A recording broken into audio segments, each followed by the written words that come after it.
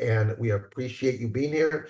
And I'm excited about hearing what you're going to say because I loved your hockey stick analogy. I never heard that before, but I know that you've got, doing 3,000 speeches across the world. You've got a lot of different stories you can share that will help the different people that are showed up here today.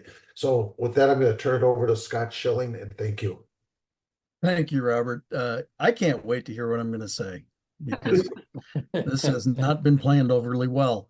The good news about doing 3,000 events is, and I was telling the story a while back. I was asked to do an event, and sometimes you get caught up against it, right? You just don't really have time to prep because there's so many different things going on and all that.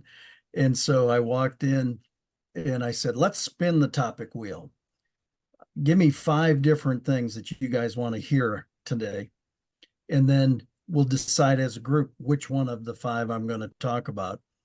And I probably had more fun in that talk than I've ever had in my career, quite frankly. Just being able to utilize years of relationships and opportunities on stage.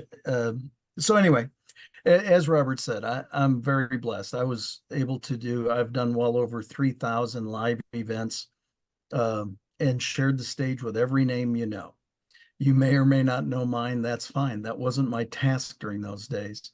My task was to actually sell the product that made the money so we could pay all the guys that you knew.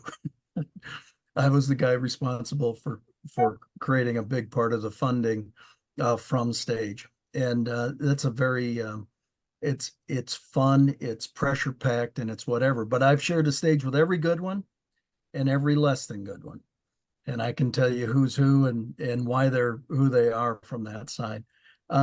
As Robert said, he saw something in something that he saw at an early age, whether it be a tape or a book or something, and it kind of created a path for him. Well, for me, it was very much the exact same. And the gentleman happened to be Zig Ziglar. And I was very fortunate to be on the road with Zig. I'm friends with Tom and Julie and Cindy, his kids. In fact, Tom and I, he did a great interview for the book that I'm releasing here on Endless Connections. And we're still great friends to this day. But the reason that Tom actually came into the book is because the entire part of creating connections for me started with a quote that I read when I was 17 years old, so not that long ago. But it was, you don't have to laugh at that, Lee. Yeah. The fact is, but I read "See You at the Top," and there was a quote in that book that forever changed my life. And that quote was, "You can have everything in life you want when you help enough other people get what they want." Now, it sounds like, a simple quote and everything, but if you really break it down and think about it, as a 17-year-old kid, somebody said to me, "Mr. Zig Ziglar, I could have anything in life I wanted." Well, that sounded pretty darn good, I got to tell you. So what do I have to do? What's my responsibility to do that? It's to help enough other people get what they want. It was an automatic positioning statement for me. It was an automatic servant leadership position that came out of that. And so it became my life creed. It became my process, my pattern.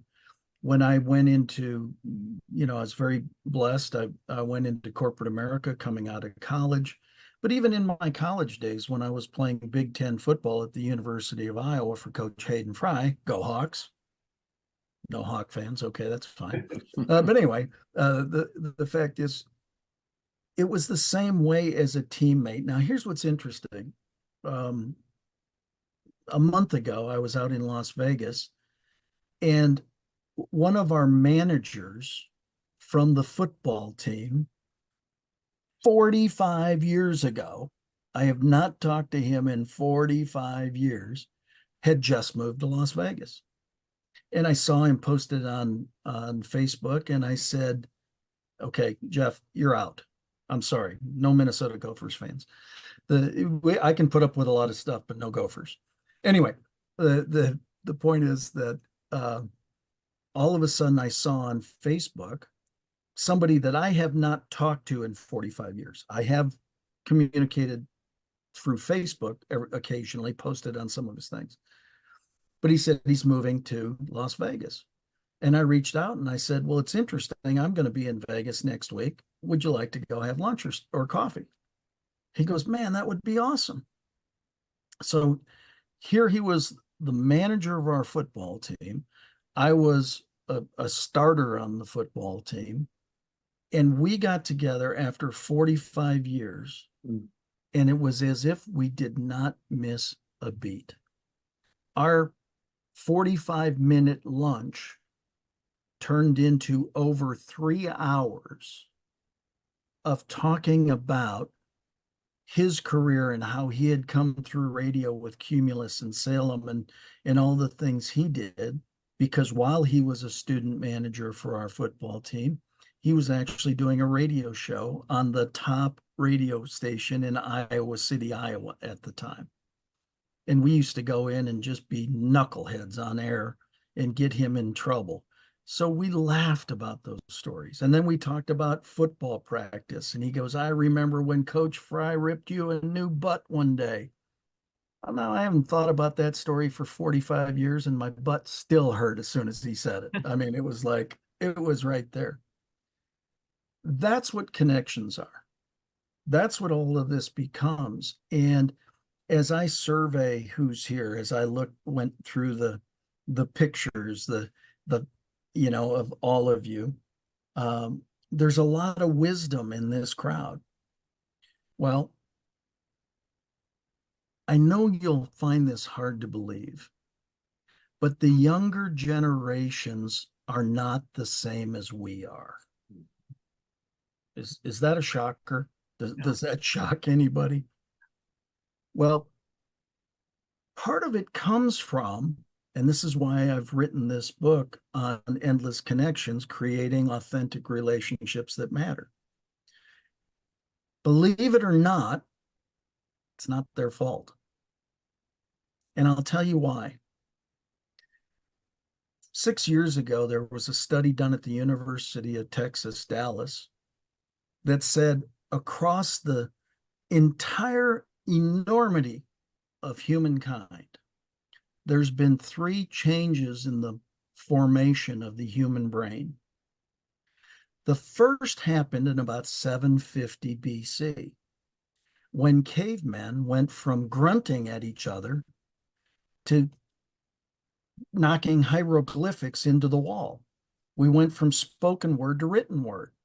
And the brain actually had to change to be able to handle this new way that information became available. Pretty interesting. The second was in about 1440, when Gutenberg invented the printing press. Because now we went from written word to duplicatable word. And actually, people had to learn how to read. And those people who didn't know how to read at that time actually hired readers. They actually hired people that would read to them, that learned how to read. But we went from now written word to duplicatable word. The third great change in the formation of the human brain happened with the advent of the internet. Because now we went from duplicatable word to digital word. Now, that in itself was not the great change. The great change happened when we as a society stopped teaching how to hold memory and knowledge. We went from, as a boomer, we were taught rote memory. 1A, 1B, 2A, 2B, 3, right? You would learn it in order, you would memorize it, and you would put it right here. And it always available to you. So now when anything happened to you, you had critical thinking ability, because not only did you have the ability to compare reasonings, but you also had the knowledge to compare it from, because it was here. Well, when the internet came, right as the younger Gen X's, the millennials and the Gen Zs, for millennials and Gen Zs for certain, and probably half of the Gen X generation, the younger half, have no longer been taught to hold knowledge. They have been taught where to find knowledge. Now, this is a huge difference from the beginning, because we as boomers have all this knowledge, and some might say some of it is fairly useless, but we were trained to keep it, so we've kept it. And the fact is, because we've kept it, we've been able to act on it, because our hard drive is right here. Well, what's happened with the younger generations is their hard drive and knowledge is right here. Now, this can be problematic. If the battery in this goes dead, so does their knowledge. If they don't have this with them, there goes their knowledge.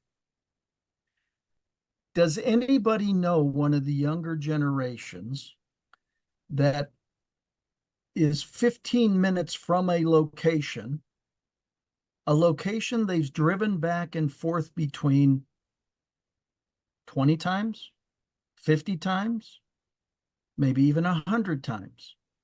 And yet, in order to get there, they have to plug it in Waze. It's because they haven't been taught to hold that piece of knowledge. I have witnessed this myself because I have millennial kids.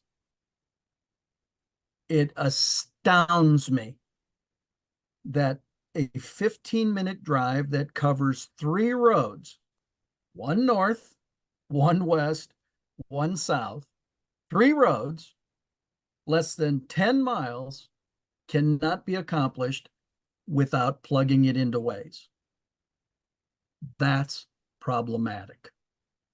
You can say, oh, it's easy, true statement, but it's also problematic. So basically, since that study came out, I swear between the guy who created the study and myself, we're the only people on the planet that are talking about this. I wrote about it in my last book 5 years ago because I found it so fascinating. Well, now we're 5 years, 6 years further down the road, and it's gotten more ridiculous. Because if we think about it, if there's no innate knowledge held, how do you do any critical thinking and reasoning between situations? You haven't been taught to do critical thinking. So once again, I'm going to say it. It's not their fault. That being said, once they become aware of it, it is their fault, because then there is something they can do about it.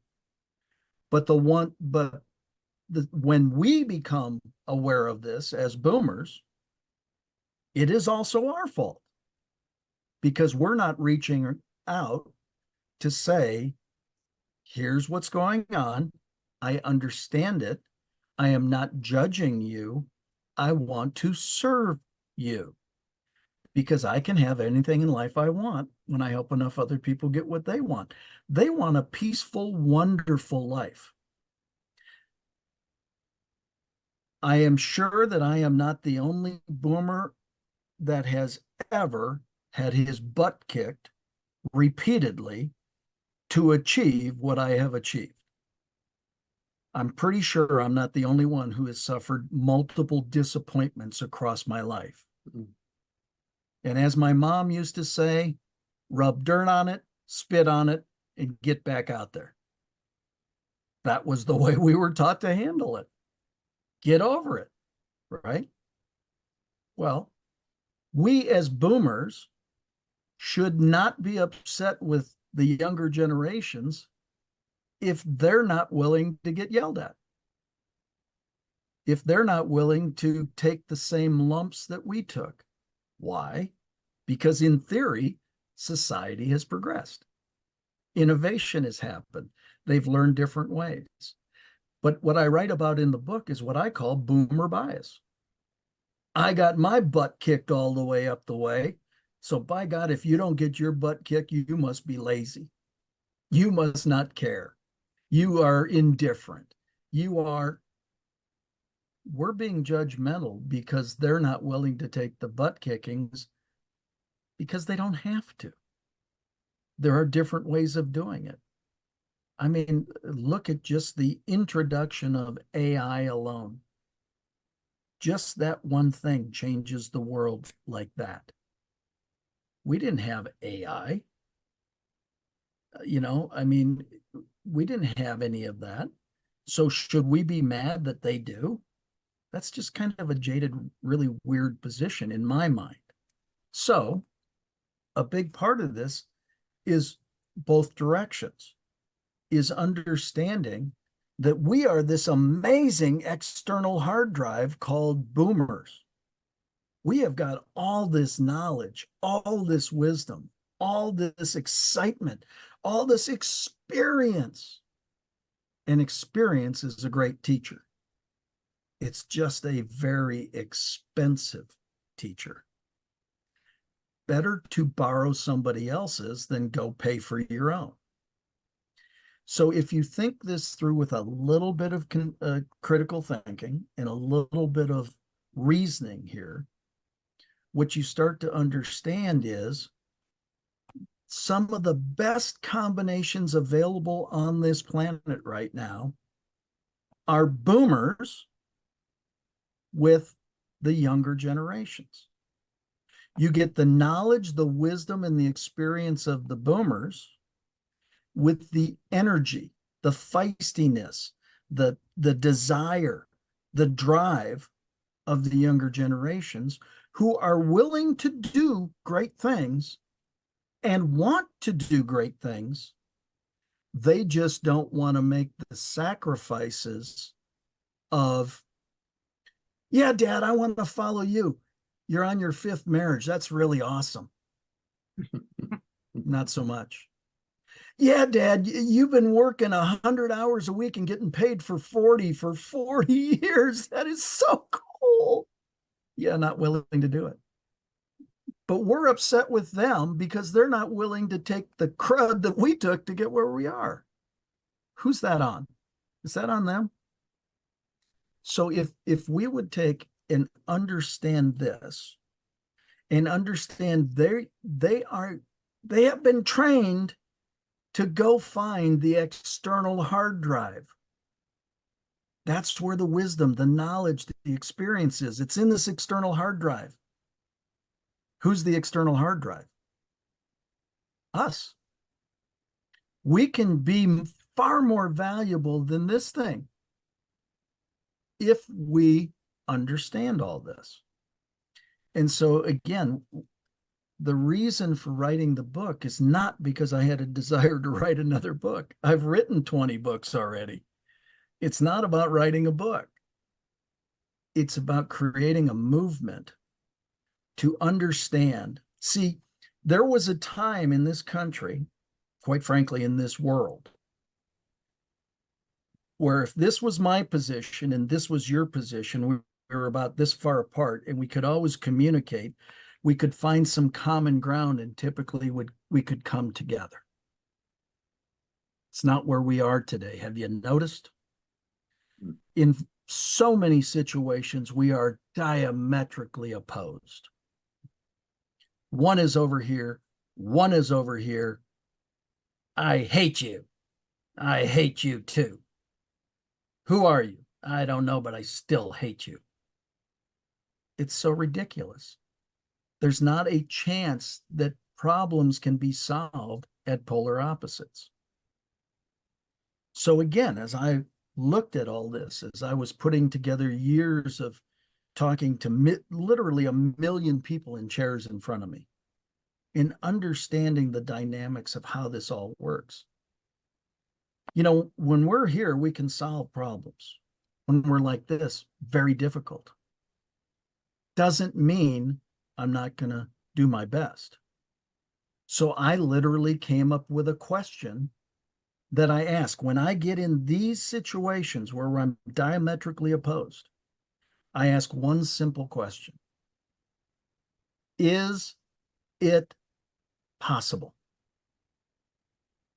Whatever the opposing position is, I stop down long enough to ask the question, is it possible?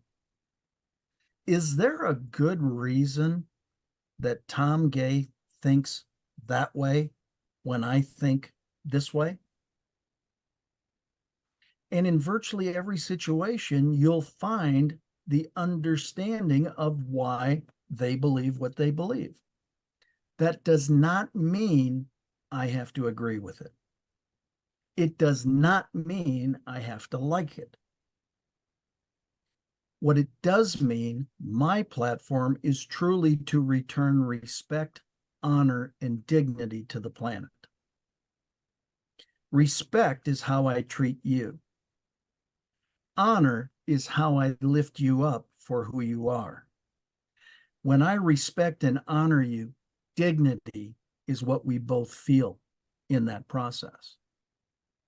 So as we take this and we start simply ask the question, is it possible? Is it possible that they have some valid points? What that does is it now moves from diametrically opposed to not quite so much. And then if we can encourage some conversation, it's not quite so much. And if we can, and all of a sudden we might find some common ground. If we stopped trying to sell our position so hard and worked to listen to their position and understand. I am not saying accept fully. I am not saying even like it. But if we simply went into a, let me understand what's going on here, is there then the possibility for us to be able to serve them? And now circle back around, I can have everything in life I want when I help enough other people get what they want. I don't personally believe that anybody on this planet has a desire to live a miserable life. That being said, there are a lot of people on this planet right now living a miserable life. Well, if they don't have a desire to do that, and yet they're doing it, there's some kind of reasoning behind it. One of the things that I've taught for years in sales training is if somebody gives you an objection to making a purchase and that doesn't seem logical to you, it's logical to them for some reason. Doesn't matter whether you think it's logical or not. They think it's logical. So we've got to find out what this is. So again, I'm honored to be able to share some of this and bring it. And again, I truly believe one of the things that we can do with the wisdom, the knowledge, the experiences we've had that include the butt kickings, is we can offer the olive branch to the younger generations and say very confidently, you are the future of the world. And I understand that you may not understand the value of the wisdom, the knowledge, and the experience, but I do. I'm on your side. I want to help you learn this. I want to help you grow so that we can grow together as humanity and live wonderful lives. As I was writing the book, Bob Bodine, a great friend of mine and the author, best-selling author of The Power of Who in Two Chairs, said, Scott, what you're doing with this book is so important. It reminds me of a Mike Murdoch quote, "You're only going to be remembered for two things in this life: the problems you solve and the ones you create." Hmm. I want to be on the solution side. On my website, it says, I identify problems and provide solutions. That's all 4 words that tell you what the sales process is. Identify problem, provide solution. That's the only thing we ever really have to do. The question is, do we have the heart, the soul, the desire to want to do that? And if we do, then let's band together and do it.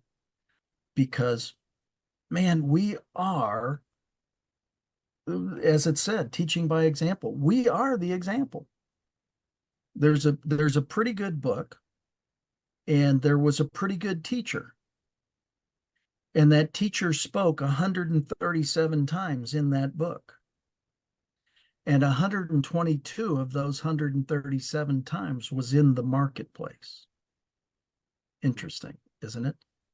That this amazing wisdom and this amazing knowledge came through in the marketplace. But the biggest lessons ever taught and talked about were 2 words: follow me. Be the living example. We have the opportunity to be the living example to the younger generations, Gen X, millennials, and Gen Zs, to be able to pull this thing together, because we're at a very critical spot. We can either fortify division or work for reclamation and unity. And I know which side I'm on. I want to be on the side of unity in pulling people together. So why am I passionate about this book and this project and what I really truly believe will be a movement? Because we have to be. Mother Teresa said it this way: if you can't feed 100, feed 1. We all want to pull the world together, and we all want to have thousands of followers, and we all want to have all this great success. Nobody wants to start with the first one. This is a geometric progression fact. 2 telling 2 telling 2 32.5 times touches everybody on the planet. Geometric progression, 2 telling 2 telling 2 32.5 times.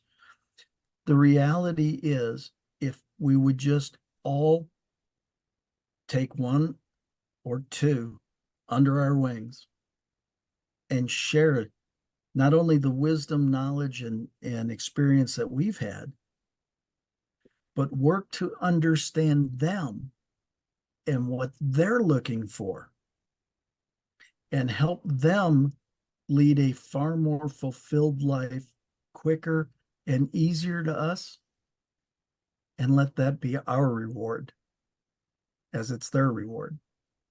I think you'll find, at least for me, a life of total fulfillment.